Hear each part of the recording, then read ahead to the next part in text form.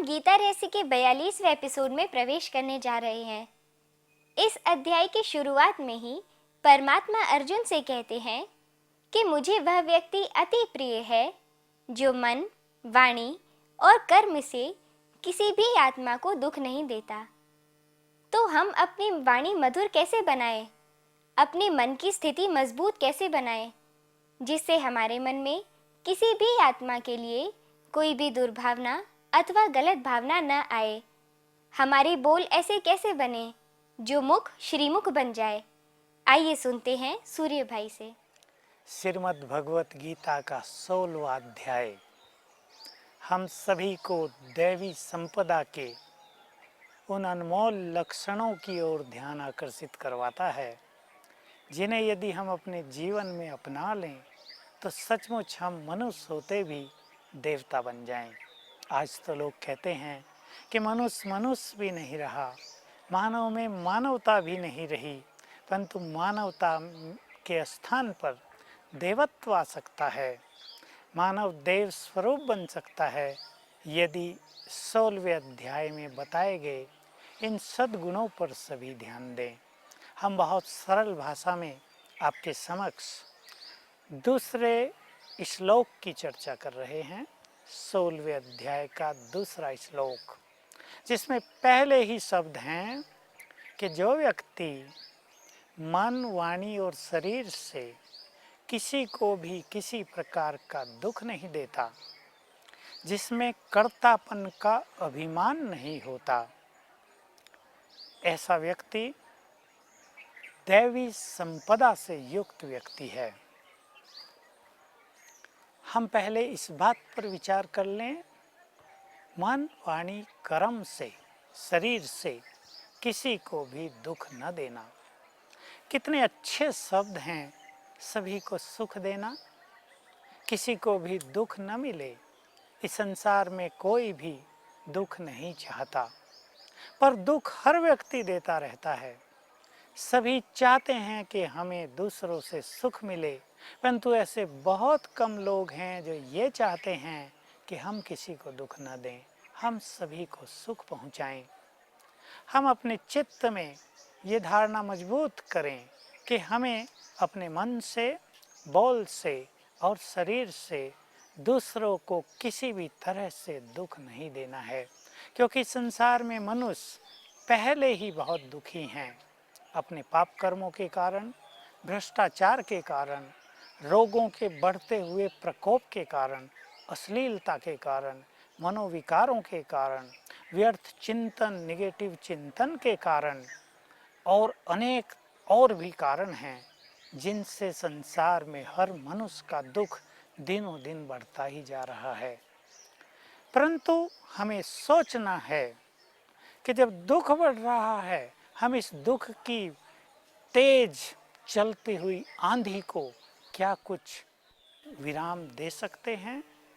जो हमारे संपर्क में लोग रहते हैं, जिस परिवार में हम रहते हैं, जिस स्थान पर हम कार्यरत हैं, कम से कम हम वहाँ ऐसा माहौल पैदा करें कि कोई किसी को दुख न दे, सभी एक दूसरे के लिए सुखदायी बन जाएं।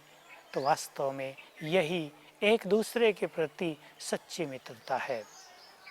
मन से, वाणी से और शरीर से कष्ट देने को तो सब लोग बहुत अच्छी तरह जानते हैं। दूसरे को मार देना, किसी की हत्या कर देना, लात मार देना, किसी भी तरह से शारीरिक चेष्टाओं के द्वारा दूसरों को कष्ट पहुंचाना। परंतु बहुत ध्यान देने की बात है, बोल के द्वारा दूसरों को दुख न दिया जाए। हमारे बोल ऐसे हों जो सुखदायी हों, हमारे बोल ऐसे हों जो दूसरों के दुख समाप्त करते चलें, दूसरे के चित्त को शीतल कर दें, दूसरे के मन में छाई हुई निराशा को आशाओं में बदल दें। जिसने अपनी सभी उमंगें खो दी हैं, जिसके जीवन में हताशा और निराशा का अंधकार छा गया है, उसके जीवन में प्रोत्साहन आ जाए, उमंग आ जाए। हमारे बोल ऐसे भी हो सकते हैं जो मनुष्य में जागृति आ जाए, जो उसके अंदर सुसुप्त शक्तियाँ जागृत हो जाएं, उसका दबा हुआ विवेक फिर से निखर उठे और वो अपने जीवन के महत्व को समझ ले। तो सीख लें हम कैसे बोलें। कई मनुष्य संसार में हैं, बहुत बड़े हो गए, लेकिन जिन्होंने अब तक बोलना नहीं सीखा। एक बच्चा भी जल्दी ही बोलना सीख जाता है, परंतु कुछ बड़े लोग अब तक बोलना नहीं सीख पाए। यदि वो बोलते हैं तो उनके मुख से पत्थर निकलते हैं। वो जिसको टकराते हैं उसको तोड़ फोड़ के चकनाचूर कर देते हैं, उसकी खुशी और शांति को नष्ट कर देते हैं।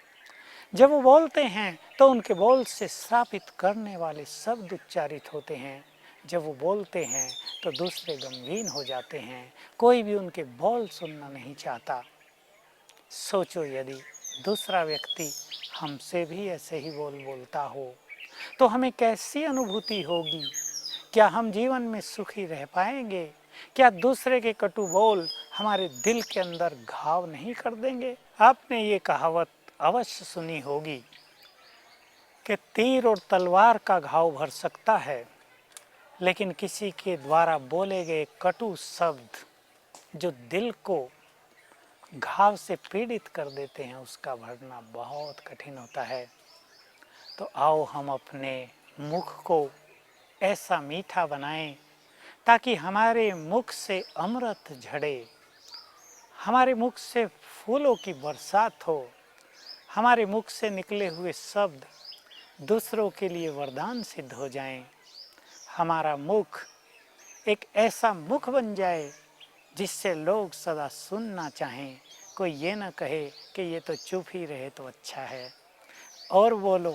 हमारे बोल महत्वशाली हो जाएं, हमारा एक एक बोल मनुष्य के जीवन को दुखों के इस झंझावत से निकालने वाला बन जाए। बोल सकते हैं ऐसे बोल?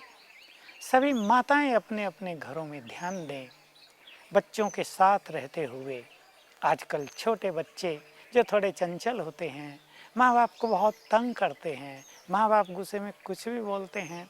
कभी कभी तो बच्चे उसे हंसी खुशी में सरल रूप से लेके समाप्त कर देते हैं, पर कभी कभी बच्चे बहुत सेंसिटिव हो जाते हैं, उनकी सहनशीलता जवाब दे जाती है और वो माँ या बाप का हर शब्द सीरियसली लेते हैं। उनके जीवन में डिप्रेशन हो जाता है। ऐसा आज हजारों के मन में डिप्रेशन हो रहा है। माँ बाप के ऐसे तीखे बोल सुनकर बहुत बच्चों की खुशी नष्ट हो रही है।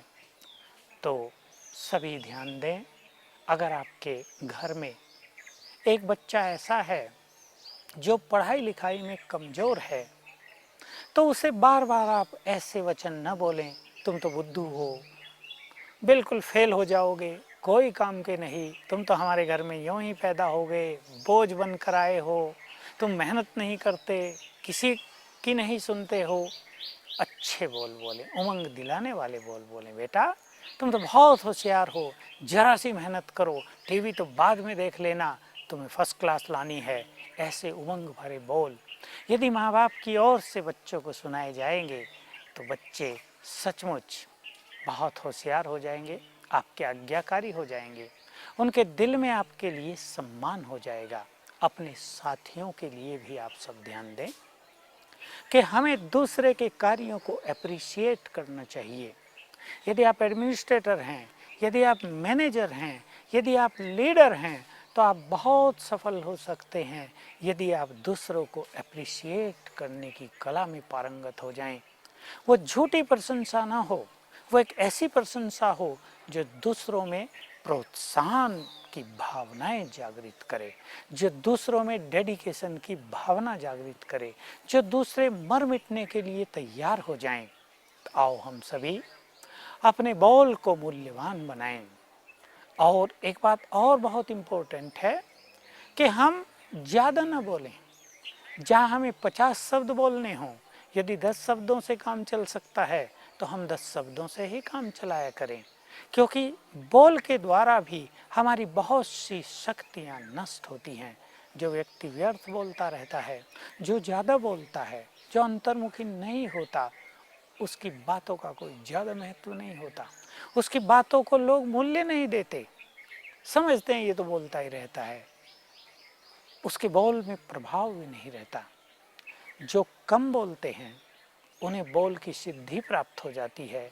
जो कम बोलते हैं उनके बोल बहुत मूल्यवान हो जाते हैं। उनके बोल दूसरों के लिए गाइडलाइन बन सकते हैं।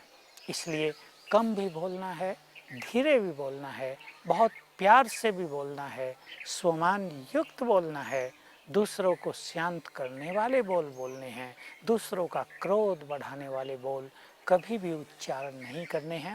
ऐसी बोल बोलने की कला यदि हम सीख लें तो यही हमारा भगवान के प्रति, श्रीमद् भगवत गीता के प्रति सच्चा प्यार होगा। केवल पढ़ने से काम नहीं चलेगा। अब आप सोच लीजिए, इसी श्लोक का कोई पाठ कर ले कि मन वचन शरीर से किसी को भी दुख न देना चाहिए और सारा दिन दुख देता रहे, तो क्या इस पाठ करने से कुछ उपलब्धि होगी? कदापि नहीं। इसलिए हमें गीता का स्वरूप बनना है।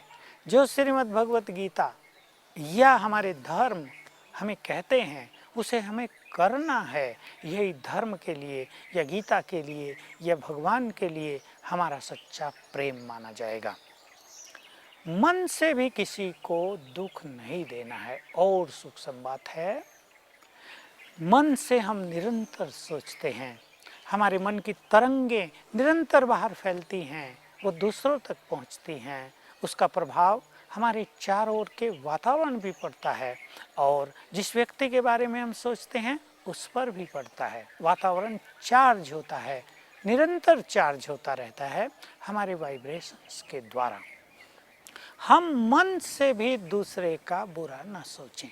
यदि हमारे मन में दूसरों के लिए बुरी भावनाएं हैं, यदि हमारे मन में दूसरों के लिए बदले लेने की इच्छा है, यदि हमारे मन में दूसरों को कष्ट पहुंचाने की, गिराने की इच्छा है, यदि हम दूसरों से ईर्ष्या रखते हैं, सोचते हैं इनका बुरा हो जाए, इनका सब कुछ नष्ट हो जाए, इनके बिजनेस में घाटा पड़ जाए, ये बीमार हो जाएं, ये कष्ट पाते रहें, ऐसी दुर्भावनाओं से भी दूसरों को दुख मिलता है।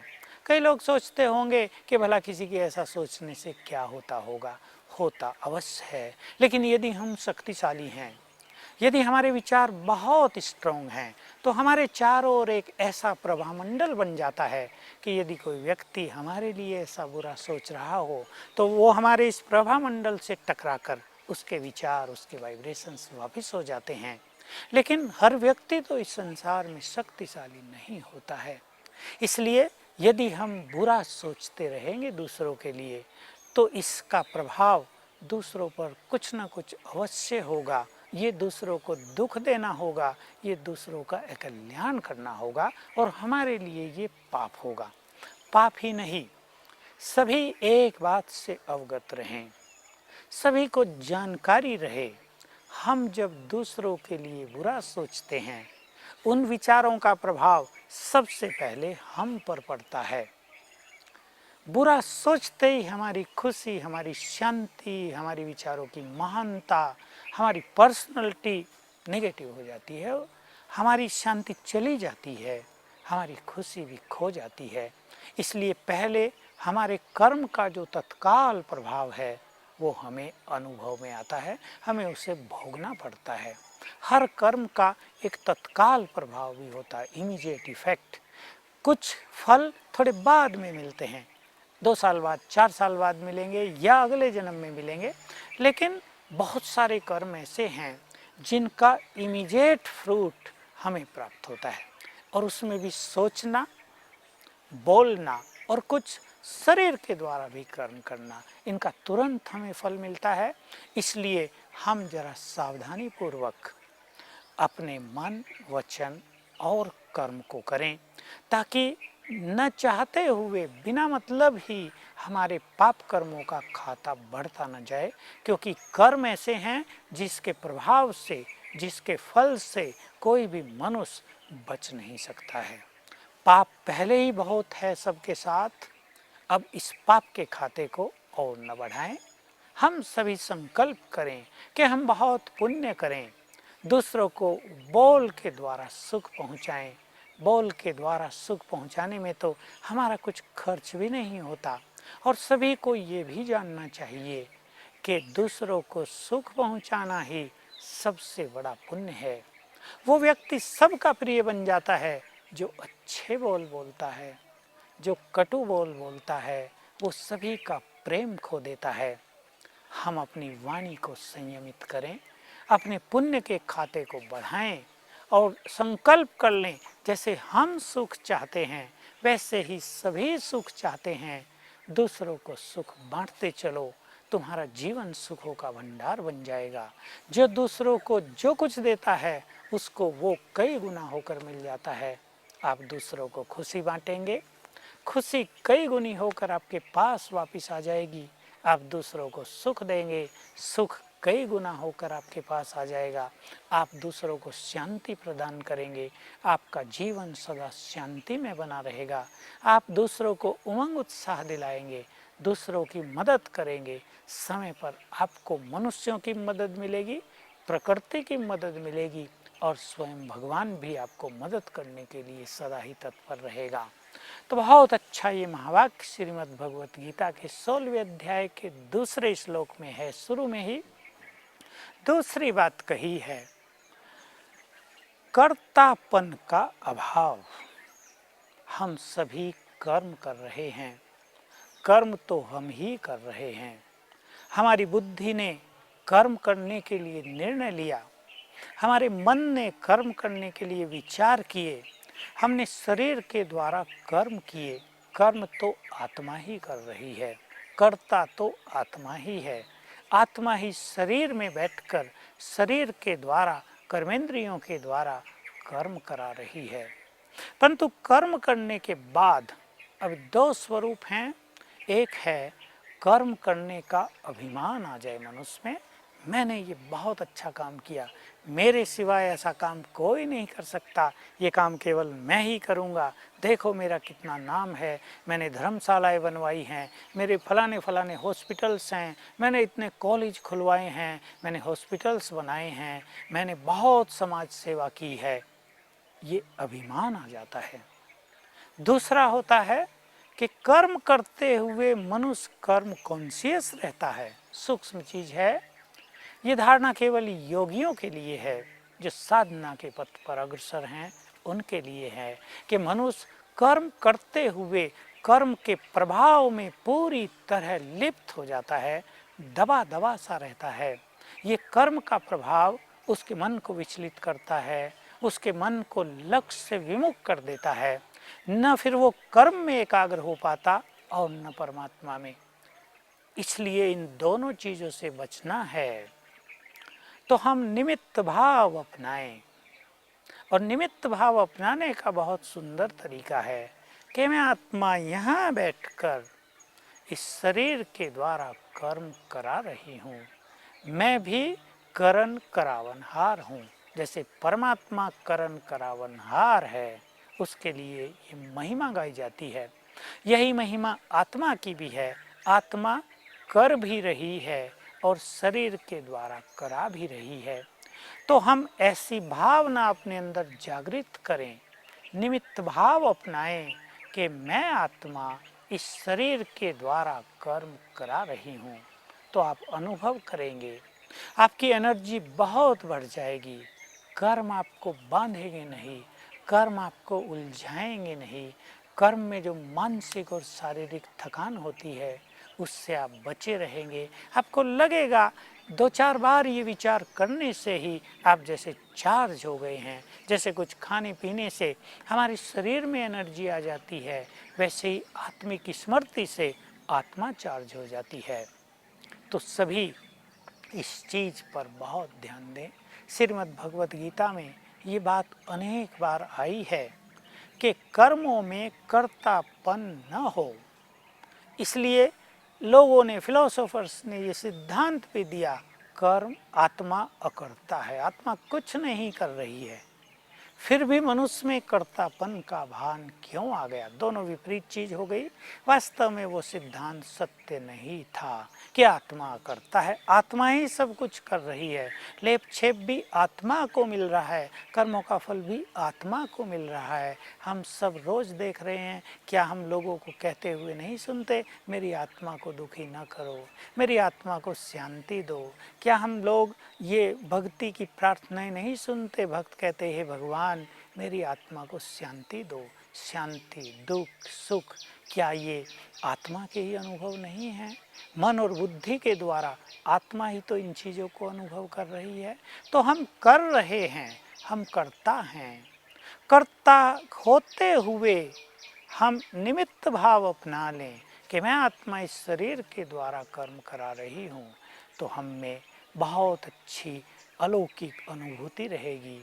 हमारी शक्तियाँ नष्ट नहीं होंगी, हमारे अंदर अभिमान नहीं बढ़ेगा और हम समाज की और संसार की अत्यधिक सेवा कर देखा सकेंगे। कि हम अपनी वाणी और कर्म को ऐसा श्रेष्ठ बनाएं कि हमारे मुख से सदा सभी के लिए श्रेष्ठ और शुभ भावना के बोल ही निकलें। हमारे कर्म ऐसे श्रेष्ठ हों जिनका गायन और पूजन सभी करें। हमारे मन में किसी भी आत्मा के प्रति दुर्भावना, बदले की भावना, द्वेष व ईर्ष्या न हो। यदि ऐसे देवी गुण आप अपने जीवन में धारण करना चाहते हैं, तो मैं परमात्मा की ओर से आप सभी को खुले दिल से निमंत्रण देती हूँ कि आप भी अपने पास के किसी भी ब्रह्मा कुमारी सेवा केंद्र पर जाकर इस ईश्वरीय विश्वविद्यालय का निःशुल्क लाभ उठा सकते हैं। अब हमें इजाज़त दीजिए। नमस्ते।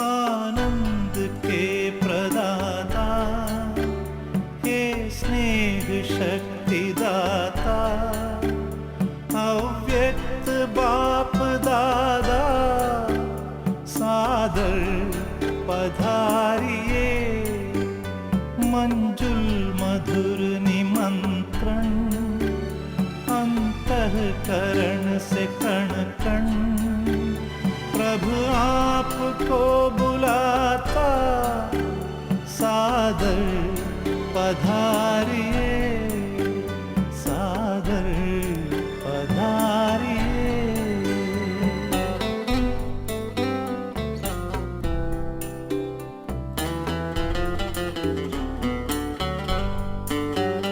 बिछड़े हैं कल्प भर के, प्यासे मिलन के कब से, बच्चे बुला रहे हैं, मिल जाओ आज हमसे, दृष्टि से सृष्टि रच दो, मुरली से रंग भर दो, वरदानों के हे दाता, सादर पधारिए, सादर पधारिए।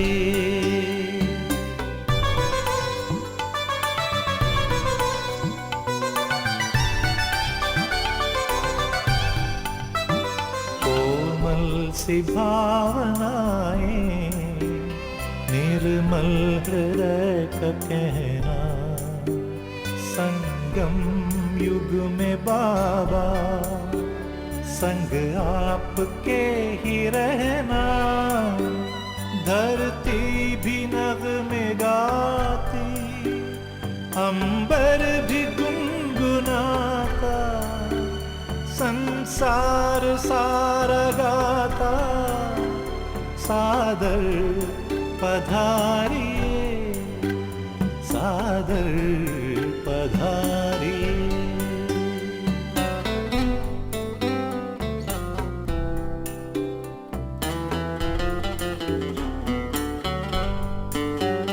तेरे प्यार को संजोए, नैनों को हैं भिगोए, यादों के मोतियों को सांसों में हैं पिरोए। वो सद्गुणों के सागर भरने हर एक गागर, हर हिया तुम्हें बुलाता, सादर पधारिए, सादर पधारिए। आनंद के प्रदाता